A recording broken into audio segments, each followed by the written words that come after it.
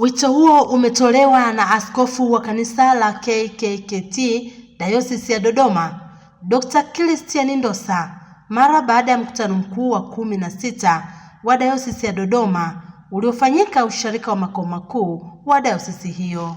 Maana tunaona kwamba mambo tuliyozungumza na mambo tuliyokubaliana ni mengi: malezi ya watoto, kuelekeza vijana, watu wazima kushiriki, mambo ya taratibu za ibada, kutunza utambulisho wetu kama kanisa la Kiluteri. Yote haya tumezungumza kwenye mkutano na tunaamini kwamba yote yatafanywa kazi na mwisho wa siku yataleta matokeo mazuri sana katika kanisa la Mungu. Napenda kuwashukuru wote mlioshiriki. Mungu awabariki sana. Katibu mkuu wa kanisa la KKKT Dayosisi ya Dodoma, Rodi Kilimo, amesema mkutano huo ambao hufanyika kila baada ya miaka miwili wenye lengo la kujadili maendeleo ya dayosisi na kuweka maazimio, ambapo zaidi ya washiriki 230 kutoka kwenye sharika mbalimbali wameshiriki. Mkutano wetu, wajumbe kwa ujumla wao ni zaidi ya 230. Mkutano mkuu umeweka maazimio.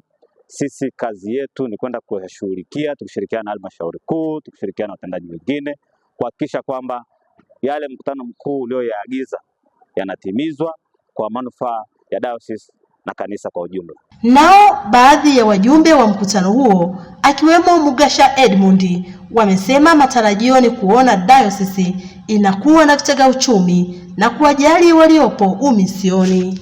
Katika mkutano huu tumeweza pia kuwasilisha kitega uchumi cha dayosisi. Tunategemea kujenga kitega uchumi, kitakuwa kina ghorofa 6 la ground floor, lakini pia tunataka tujenge ofisi za dayosisi ambazo zitakuwa na ghorofa 7 pamoja na ground floor. Tarajio yetu ni kuona namna ambazo tunaendelea kulikuza kanisa katika maeneo yote, maeneo ya misioni, maeneo ya uinjilisti, maeneo ya udiakonia na malezi ya watoto.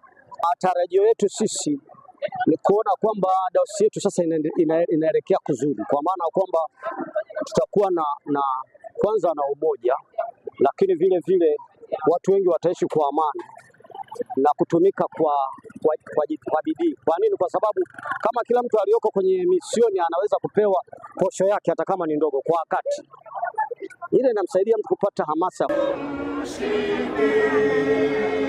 Uwe kwangu daima, uwe kwangu daima.